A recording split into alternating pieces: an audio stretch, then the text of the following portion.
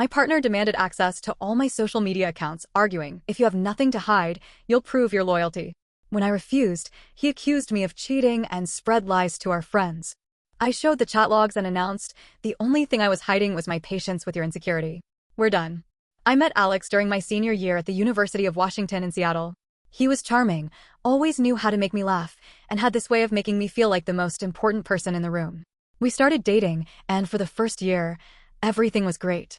We explored the city together, tried new restaurants, and spent countless evenings talking about our dreams and future plans. But as time went on, things started to change. Alex became more inquisitive about my daily activities.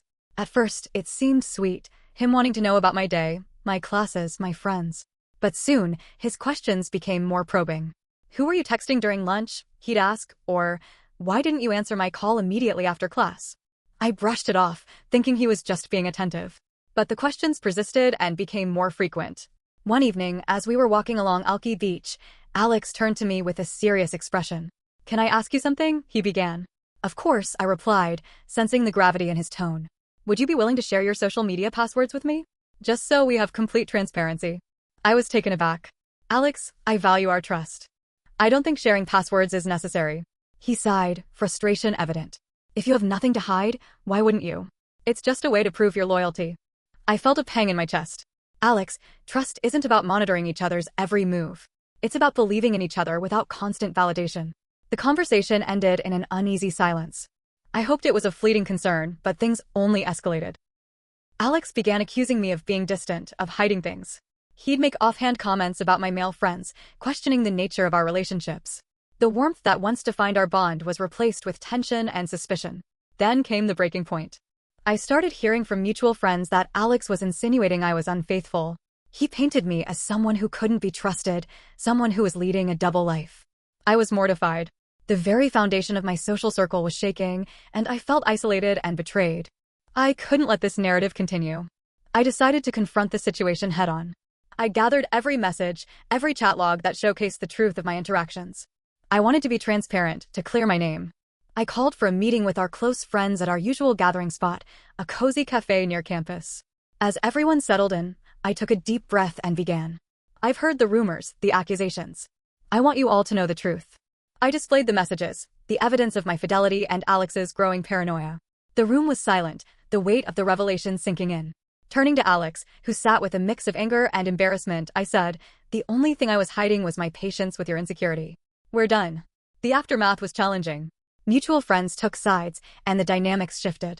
But with time, I found solace in those who believed in me, who saw the truth. Reflecting on it all, I realized the importance of trust and boundaries in a relationship. Love isn't about control or constant validation. It's about mutual respect, understanding, and believing in each other's integrity. To anyone facing similar challenges, know this: your worth isn't defined by someone else's insecurities. Stand firm in your truth, and surround yourself with those who uplift and believe in you. After that confrontation at the cafe, things didn't just blow over like I thought they might. If anything, they got worse. Way worse. I thought once I laid out the facts, once I showed people the truth, the lies Alex had been spreading would die out. I expected him to be embarrassed, maybe even apologize. Instead, he doubled down. He went on a quiet campaign to make me look like the manipulative one. He started reaching out to people one-on-one. Not through group chats, but private messages, phone calls, even showing up at mutual friends' apartments with coffee and fake concern. She's good at making people think she's the victim, he'd say. I'm not perfect, but I never expected her to throw me under the bus like that. People started acting weird around me. Short replies. Cancelled plans. Polite nods but no real conversation. I overheard someone whisper, she really had everyone fooled, when I walked into a party. I felt like I was slowly being pushed out of the life I helped build. And Alex? He thrived on it. He loved the attention. He played the wounded, heartbroken boyfriend role perfectly. Even started dating someone new a month later, but kept telling people he still had complicated feelings for me. It was messy. And the new girl? I didn't know her well, but she started watching my Instagram stories the moment she followed me. It felt strategic, like she wanted me to know she was there. Then I got a message from someone I hadn't spoken to in a while. Marcus. We weren't close friends, just part of the same larger group. He said, hey, I know this is random, but can we talk? I think there's something you should know. We met up that same evening at a bar near the university. He looked uncomfortable, kept checking around to make sure no one he knew was there. He said, look, I don't want to be involved, but I think you deserve to know. Alex has been showing people screenshots of your messages. He claims you admitted to cheating. I froze. What messages? That's the thing, Marcus said. They look edited. Like, some of the timestamps don't match. And the way you talk in them, it doesn't sound like you. I felt my stomach drop. Someone was actively trying to ruin me. And not just with rumors. This was calculated. Fabricated. Malicious. I asked Marcus if he could get me copies of the screenshots. He hesitated but agreed. Said he'd try. A few days later, he sent them to me. It was my name. My profile picture. But the sentences didn't sound like anything I'd ever write. One said, "He'll never find out if you don't tell him," winky face. Another was a message to a contact named Ryan, with hearts and kiss emojis. But I didn't even know a Ryan. The worst part? The layout looked exactly like my real chats. Whoever made them put real effort into it. I knew Alex had some tech-savvy friends. One of them used to help me fix my laptop, so I knew he had skills. Suddenly, it all clicked. Alex had asked for my passwords not because he needed trust, but because he wanted access. And when I refused, he made his own version of reality. Now, it wasn't just about defending myself, it was about proving that someone was actively defaming me with digital fakes. And I needed help. I reached out to a friend from my internship, Jessica. She worked in cybersecurity and had a no-nonsense personality. I didn't give her every detail, just said, "Someone's spreading fake screenshots of my messages. Can you tell if they're fake?" She didn't even hesitate. "Send them over." 2 days later, she got back to me. "These are fake," she said flatly. They used a generator. There's a tool that lets you create fake text messages for screenshots. Pretty popular with prank YouTube videos, but some people use it for nastier stuff. My heart pounded. "Can we prove they're fake?" "Yes. I can show you the metadata and telltale signs. You can't take this to court or anything, but you can definitely use it to defend yourself." I suddenly felt a spark of power again. But the next part? That's where it started getting even darker. I got an email. No sender name, just a random string of numbers. Subject line, "Be careful what you say." The body of the email just had one line, "Some people know more than you think." Attached was a screenshot of my apartment building. My window. My light on. Someone had been watching me. I stared at the screen for what felt like forever. I couldn't breathe. I checked my locks. I closed my blinds. I called Jessica, told her everything. She paused, then said, "You need to be careful. This isn't just a breakup. This is obsession." I had never felt fear like that before. The petty drama, the lies, even the fake screenshots, I could handle that. But this? Someone stalking me? That was something else entirely. I didn't respond to the email. I forwarded it to Jessica, who said she'd try to trace it. But that night, I didn't sleep. Every sound made me jump. Every shadow felt like someone watching. And then the second email came.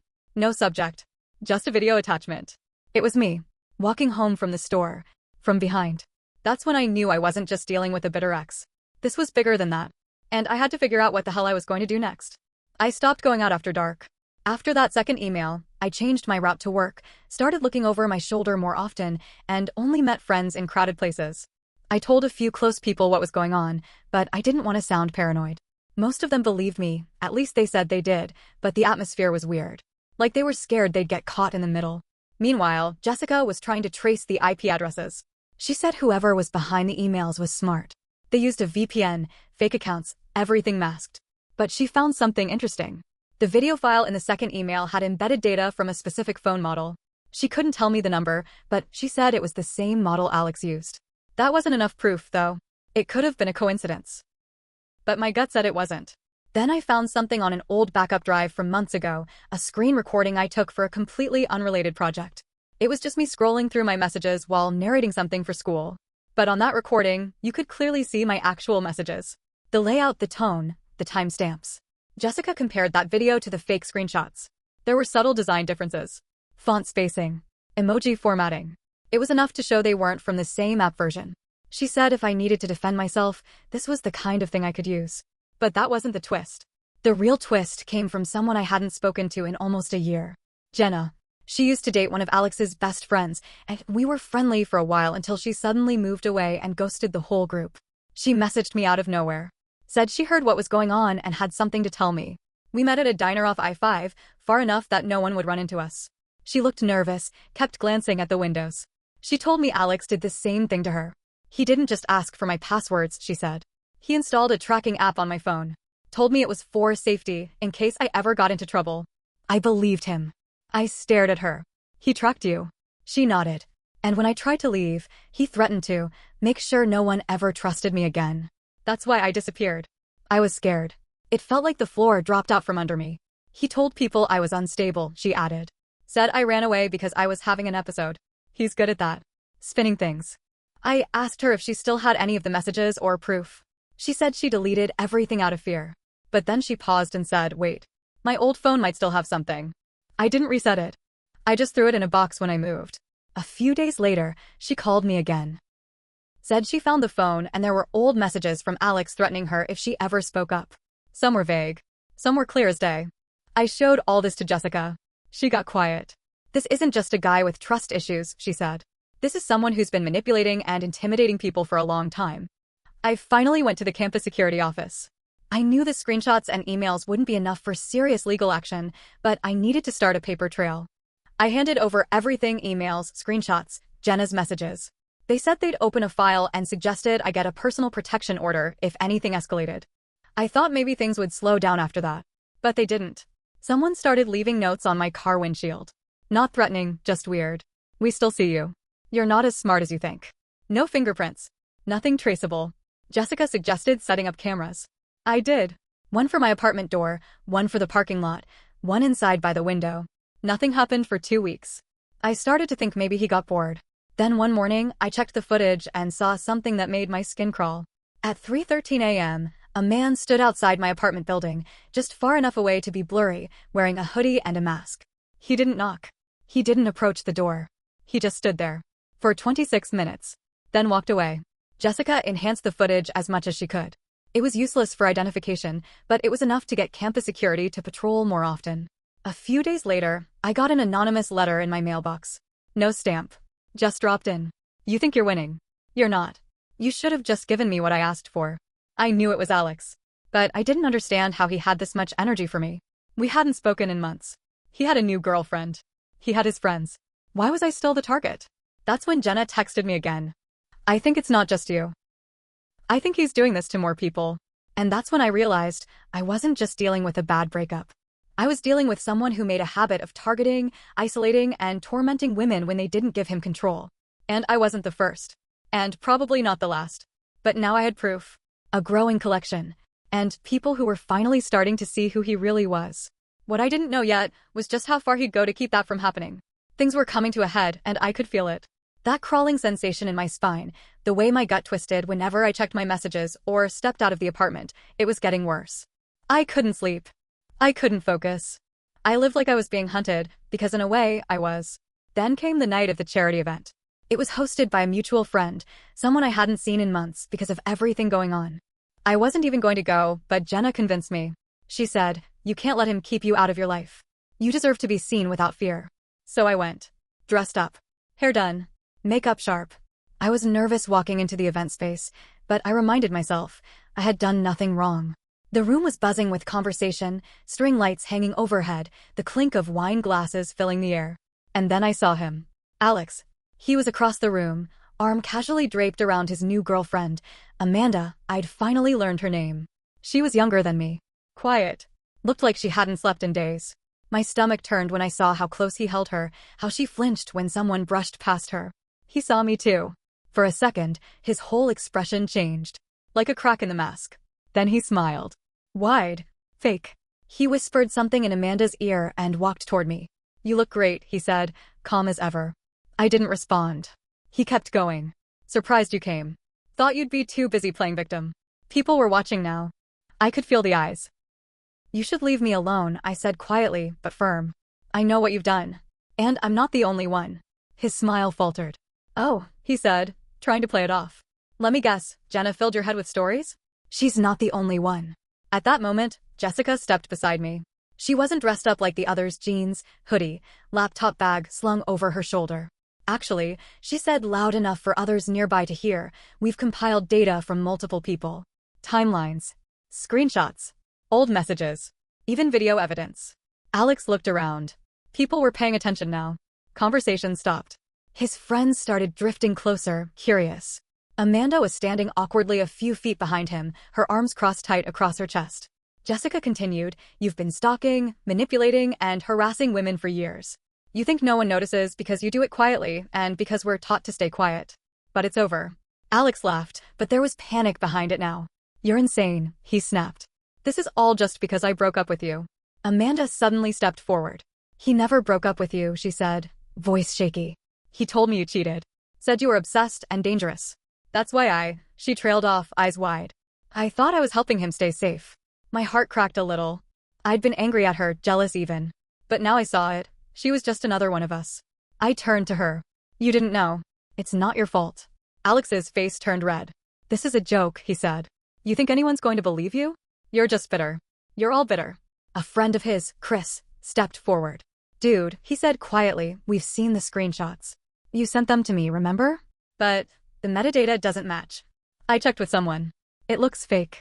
You were my friend. Alex snapped. I was, Chris said. But I'm not going to help you destroy people anymore. That was it. Alex's mask slipped. The rage came out in full force. You're all liars, he yelled. You just want to ruin me because I moved on. Amanda flinched, stepped away from him. Jessica took her hand, gently pulling her back. Alex's shouting drew a small crowd. Someone pulled out their phone, recording. It was public now. No more hiding. Security escorted him out after a few more minutes of yelling and flailing threats.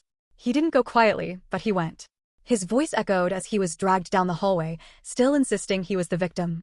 The room slowly came back to life after that. A strange mix of tension and relief. Some people apologized to me. Some avoided eye contact. Some just left. Amanda cried in the bathroom. I held her while she apologized over and over again. I told her she didn't owe me anything. She was a victim, too. The next day, I filed for a restraining order. So did Jenna. Amanda said she would as well, after she packed up her things and left him. I don't know what consequences Alex will face legally. Probably not much. People like him usually slide under the radar. But now there's a record. Witnesses. People who saw the truth. And I'm not afraid anymore. I wish I could say I wasn't hurt. That would be a lie. I lost time, peace of mind, relationships. I lost parts of myself I may never fully get back. But I gained something too, clarity. You think you know someone. You think love means trust. But when trust is used like a leash, that's not love. I don't feel sorry for him.